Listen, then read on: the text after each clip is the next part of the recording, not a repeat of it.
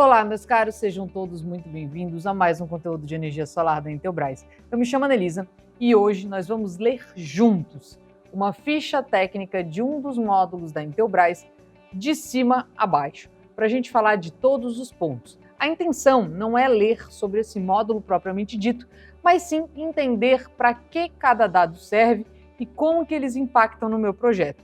Então vem comigo, que você não pode perder essa. É um pouco mais complexo do que parece e eu vou tornar mais fácil do que você imagina. Então vem comigo, bora lá! Bom, primeiro ponto é verificar se o modelo do módulo que eu estou olhando a ficha técnica é o mesmo modelo do módulo que eu estou utilizando. Então aqui, já triangular os modelos. Ana, mas se eu tiver já a potência do módulo, não significa que o modelo está certo? Não necessariamente. Em alguns casos, nós temos módulos de mesma potência de modelos diferentes. Então, vale o ponto de atenção. Bom, outro ponto que eu vou explicar para vocês de forma bem resumida é o módulo ele é monocristalino. O que significa ele ser monocristalino? Monocristalino é o tipo de secagem que ele passa. Acaba tornando o módulo um pouco mais eficiente. Ele é secado após a dopagem. Monofacial significa que ele possui captação de luz apenas em uma das faces. Quando ele é bifacial, ele coleta a luz na frente e coleta a luz atrás, tá? Quando ele é monofacial, apenas na frente. Quando ele é half cell, significa que ele tem essa divisão aqui, ó, no meio dele, tá?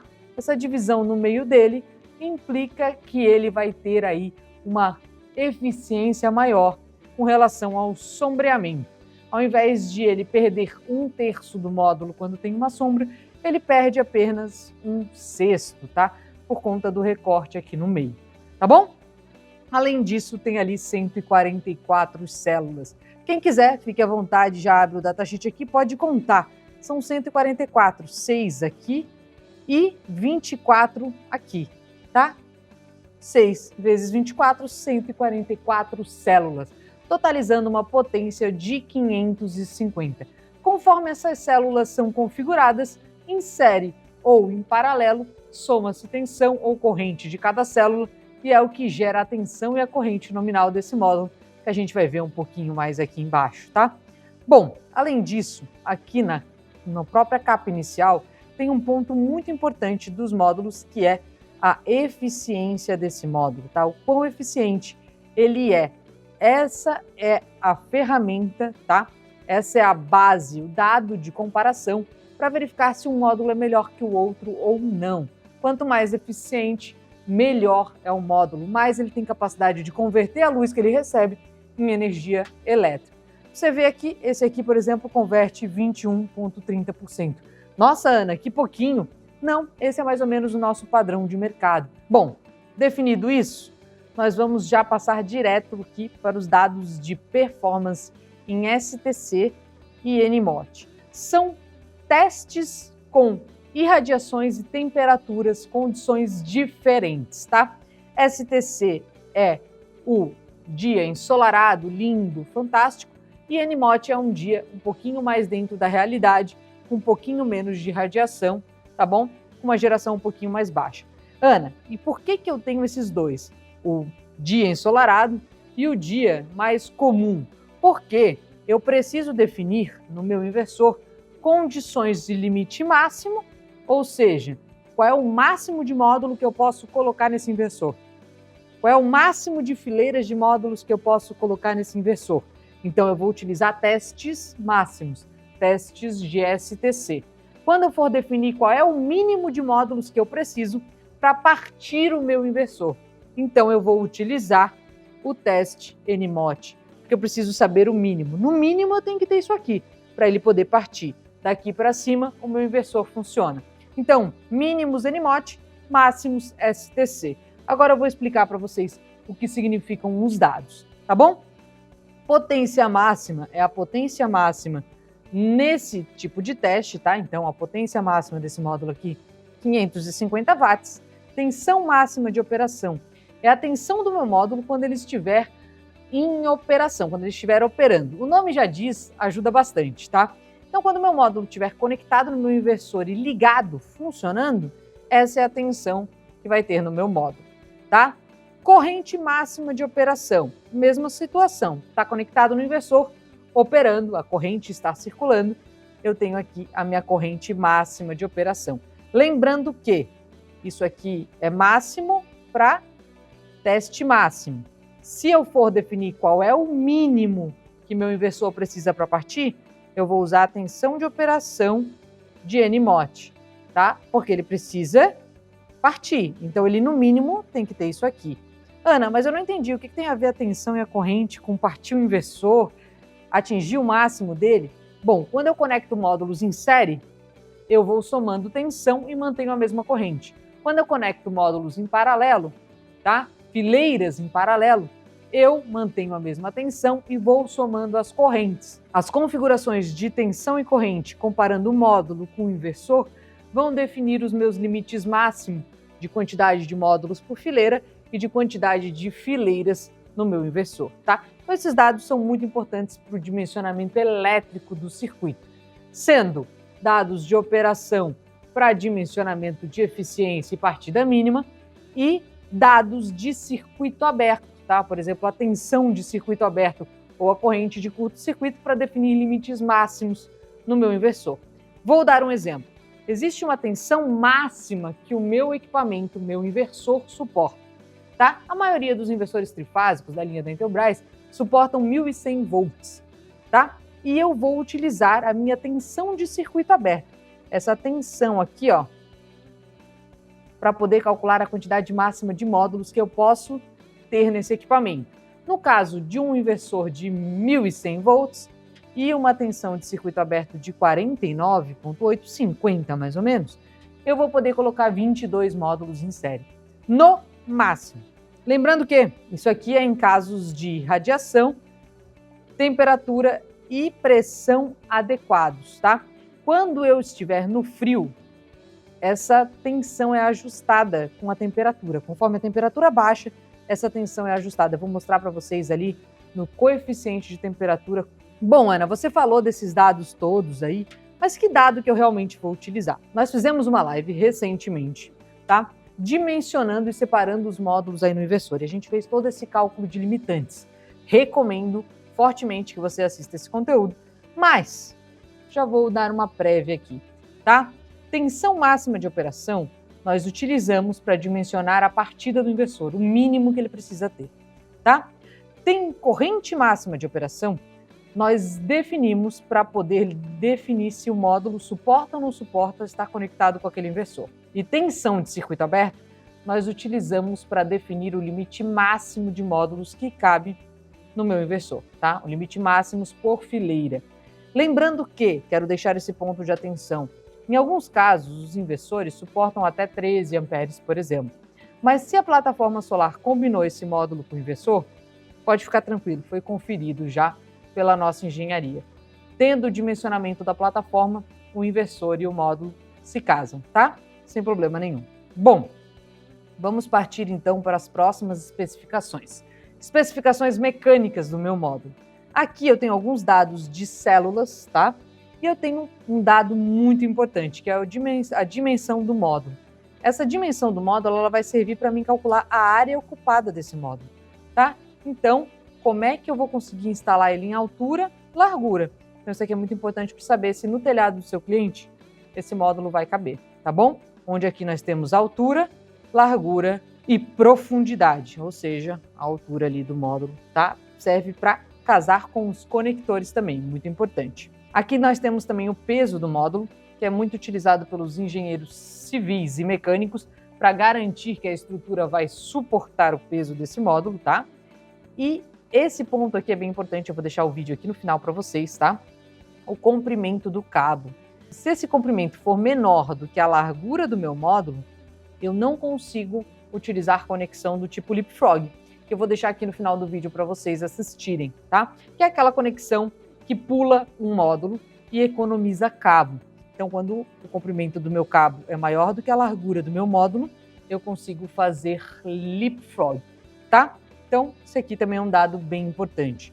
Isso aqui são alguns dados mais complementares, tá? A seção do cabo que está saindo do módulo, o diodo de bypass, que é como o módulo se comporta em caso de sombreamento, e a compatibilidade aí de conectores e o IP68, que é o grau de proteção aí desse módulo. Está suscetível aí a água e poeira, então está tudo garantido dentro da especificação técnica. Bom, agora eu queria conversar com vocês sobre as condições de operação. Como que esse módulo vai operar? Quais são os limites máximos dele? Então ele tem limite aqui de temperatura, tá? Então é muito importante observar aqui esse mais 85. Dependendo da região do Brasil que você tiver, pode ser sim que a temperatura no módulo seja maior e chegue a bater aqui próximo dos 85. Então esse é um ponto de atenção. Outro ponto é que na parte frontal ele suporta mais vento do que na parte traseira. Então, dependendo do dimensionamento, quando você for dimensionar uma obra solo, uma obra de laje, uma obra de carporte, vale o ponto de atenção verificar se o vento nessa região está ideal para aplicação com esse módulo, tá? Quando é um módulo bifacial, ele costuma ser mais resistente atrás. Então, dependendo do cenário, vale sim a aplicação aí de um módulo bifacial, sem contar que ele tem aí a capacidade de absorver energia da parte traseira também. Quando é uma situação desconectada do telhado, é muito interessante, tá bom? A tensão máxima que o módulo suporta, tá? Se eu conectar em série vários módulos, o máximo que ele vai suportar é essa tensão. Mesmo que o meu inversor pare em 1100, os meus módulos ainda assim suportam até 1500, tá? Corrente máxima do fusível, tá? Que é a corrente de 25 amperes. O que isso significa? Que meu módulo opera com 13, tá? O curto dele é mais ou menos lá em 14, mas a corrente máxima de fusível 25.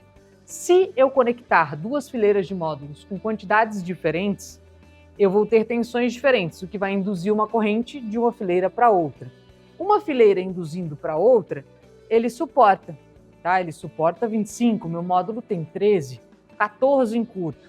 Então, ele vai suportar uma fileira do lado. Se eu botar mais uma fileira com a mesma quantidade de módulos da outra, e essa do meio ter menos módulos, as duas vão jogar corrente aqui, que somados podem dar mais do que 25 amperes. Nesse ponto, vai ter a queima do fusível. Pode ser sim também que gere um incêndio aí no sistema fotovoltaico. Então, muito cuidado com paralelos com quantidades de módulos diferentes, tá? Principalmente quando for paralelo com mais de 3 fileiras num mesmo MPPT, tá bom? Bom, outro ponto importante do módulo é as características de temperatura dele. A potência impacta, tem uma porcentagem alta, mas quase não utilizamos esse dado. Agora, o coeficiente de temperatura sobre o VOC, a tensão de circuito aberto, é muito importante, tá? Você pode ver aqui, ó, que é menos 0,26. Então, para cada grau Celsius negativo, naquela condição de teste do STC, por exemplo, para cada grau Celsius a menos, ele tem 0,26% de aumento, tá? Agora, imagina 10 graus Celsius de diferença. O teste de STC é em 25 graus. Em 15 graus já tem 10 graus de diferença. Então, eu já tenho 2,6% de diferença na tensão. Se eu tiver menos 5 graus Celsius, como tem regiões aqui no frio que chegam a dar menos 1, menos 2, tá? Então, se eu tiver aqui menos 5 graus Celsius, eu tenho 30 graus de diferença. 30 vezes 0,26 já me dá uma diferença de 7,8%, tá? Então, é muito importante tomar cuidado aí com essas porcentagens. Quando é variação de temperatura e você está numa região de frio, muito cuidado com o limite máximo de VOC aí do seu módulo, vai ter um ajuste por temperatura que pode sim impactar na queima do seu inversor se você estiver muito próximo ao limite máximo dele, tá? Então, vale o ponto de atenção. Além disso, tem o coeficiente de temperatura por corrente, mas aí a gente já consegue ver que é muito menor a porcentagem, ainda assim vale a conta, tá? E a temperatura nominal do módulo com relação, tá, à temperatura base. Quando a gente fala de teste NMOT, a gente está falando de 20 graus Celsius, tá? Então, em 20 graus Celsius, a temperatura do módulo está em torno de 41. Então, tem mais ou menos uns 21 graus aí a mais, tá? Podendo variar até mais 3, menos 3 graus Celsius. Então, se eu estiver numa temperatura com 50 graus Celsius, por exemplo, eu posso ter aí 21 a 24 graus Celsius a mais. Então, eu já vou estar lá em 74 graus Celsius, mais ou menos. Lembra que a gente falou ali em cima que que o máximo que era permitido era 85. O máximo de operação era 85 graus Celsius. Então a gente já começa a se aproximar aí, quando a gente chega em regiões muito, muito quentes, a gente já começa a se aproximar inclusive do limite máximo ali de temperatura do módulo. Tem que verificar que essa temperatura ela é um pouco diferente da temperatura ambiente, tá bom? Bom, além disso, nós temos aqui algumas características de embalagem. Caso eu queira comprar esse módulo por pallet, no mínimo 36. Caso eu queira comprar os módulos por container, eu tenho que comprar no mínimo 720 peças, tá bom? Além disso, nós temos a questão aqui de garantia do produto, tá? O que significa essa garantia? Garantia do produto é garantia contra defeito de fabricação. 12 anos de garantia. Tranquilo? Agora, garantia de desempenho. Garantia de desempenho é aquela garantia que a gente ouve muito falar no mercado. 25 anos de garantia, tá? 25 anos de garantia de eficiência, tá bom? Que garante que, nesse caso, desse modo, que o mínimo de geração que teremos, de desempenho que teremos aos 25 anos, é de 83,1%. O que significa esse número? É que eu tenho 550 hoje, vezes 0,831, né? 0,831, que é 83,1%. Vamos lá? Ó, meu módulo vai estar gerando daqui 25 anos 457 watts, tá bom? Então ele vai chegar lá nos 25 anos com essa capacidade aí. Em caso, tá? De STC, que é os 1000 watts por metro quadrado. Se tiver um dia menos ensolarado, ele não chega nessa potência, mas o máximo que ele vai chegar é nesse nível, tá bom? Lá em 25 anos, tá, pessoal? Tem um escalonamento muito gradativo até lá. Outro ponto que aparece também muito importante no datasheet é a curva IV, que é a comparação entre tensão e corrente e os melhores pontos de geração, o ponto de máxima potência, onde eu encontro a máxima potência no meu circuito. E aqui do lado, você consegue ver na legenda, ó, que para cada condição de clima, eu tenho um gráfico diferente. Ó, 1000 watts por metro quadrado, STC, 800 watts por metro quadrado, NMOT, 600, não tem um nome específico, 400, 200, tá? Então eu consigo ver que o ponto de máxima potência aqui, ó, eles estão geralmente muito próximos, porque aqui eu consigo ver que eu tenho uma configuração de corrente e tensão próprio para gerar a máxima potência aqui, ó. Tá bom? Então, para cada cenário aqui, eu consigo verificar mais ou menos qual é a máxima potência desse circuito. Bom, esse teste é muito bacana e ele é muito interessante para você fazer uma comparação em comissionamento, tá? Você verifica qual é a radiação através de um piranômetro, tá? Você usa um piranômetro para medir a radiação local. Com isso, você consegue ali fazer a medição, verificar se realmente o que está gerando no local é o que está no datasheet. É possível fazer esse teste, tá? Através dessa tabela. É um teste, inclusive, de comissionamento categoria tipo 2, que é muito bacana ali. Para quem quiser saber como realizar esse teste, NBR 16274, tá? Lá vai ter o teste de comissionamento de categoria do tipo 2, tá? Curva IV. Bom, aqui nós temos um gráfico de desempenho também, tá? Esse gráfico de desempenho é justamente para comprovar aquele 83,1. Lembra que eu falei para vocês que ele vai ter um desempenho aí gradativo até o 83 ao longo dos 25 anos. Aqui em laranja é o desempenho dos módulos Intelbras. Aqui embaixo é o desempenho dos módulos padrão de mercado, tá? Então é muito importante você verificar também que você ganha toda essa eficiência aqui ao longo de 25 anos. Bom, esse ponto aqui é muito importante para você poder botar na ponta do lápis e verificar que o ganho em geração aqui é dinheiro no bolso do seu cliente ao longo de 25 anos. Então isso também impacta no payback do seu cliente. Além disso, nós temos também aqui as dimensões do módulo de forma detalhada, tá? Altura, largura, ponto de perfuração, área que eu devo, ó, a área de instalação da estrutura. Eu não posso botar, por exemplo, o meu grampo muito próximo aqui do limite ou muito próximo aqui da saída. Tem que botar dentro da faixa de instalação aqui do meu grampo. Além desses dados, nós temos geralmente a fotografia para garantir que o módulo que eu estou analisando é realmente o módulo que eu tenho e fechou, tá? Esses são os dados de especificação técnica e de datasheet do meu módulo. Ana, legal, você me apresentou um módulo de 550, um modelo específico, mas e o meu módulo de 555? Vai mudar os dados, vai mudar características de tensão, de corrente, mas a base será a mesma. Ele vai ter especificações elétricas, especificações mecânicas, especificações de temperatura, especificações de pallet, tá? Curva IV, ele vai ter todos os dados aqui descrito. E agora você já entendeu para que serve cada dado. Então, simples, prático, tá? Não tão rápido, porque o datasheet é bem extenso, mas é muito importante esse conteúdo para você entender aí a importância de conhecer o equipamento que você está instalando, tá? Cada dado aqui foi colocado minuciosamente para ajudar você no seu projeto, tá? Então é muito importante que você tenha conhecimento sobre todos eles e como que eles vão impactar. Bom, por hoje era isso, conteúdo um pouquinho longo, mas bem interessante, tá bom? Agradeço vocês de terem me acompanhado até aqui. Se ficaram com alguma dúvida sobre esse datasheet ou qualquer outro, já deixa aqui nos comentários. Se tiver uma indicação de conteúdo, fique à vontade, pode deixar aqui nos comentários também. Já que você já assistiu até aqui, já deixa aquele like e até a próxima, pessoal!